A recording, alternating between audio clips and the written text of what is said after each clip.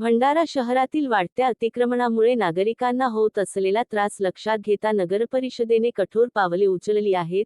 100 दिवसांच्या विशेष कृती आराखड्याअंतर्गत नगरपरिषद आणि पोलीस प्रशासनाच्या संयुक्त पथकाने आज शहराच्या मुख्य बाजारपेठेत दुसरी मोठी अतिक्रमणविरोधी कारवाई राबवली.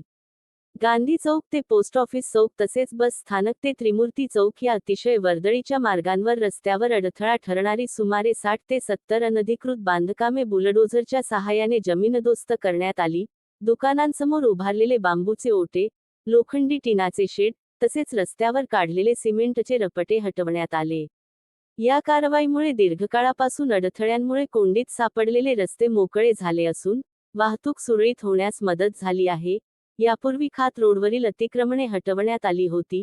प्रशासनाची ही मोहीम पुढेही सुरू राहणार असल्याचा इशारा नगरपरिषदेच्या वतीने देण्यात आला आहे. शहर सुशोभित व अतिक्रमणमुक्त ठेवण्यासाठी नागरिकांनी सहकार्य करावे, असे आवाहनही प्रशासनाने केले आहे. महाराष्ट्र लाईव्ह न्यूज पत्रकार सरोज भोयर, तालुका प्रतिनिधी, भंडारा.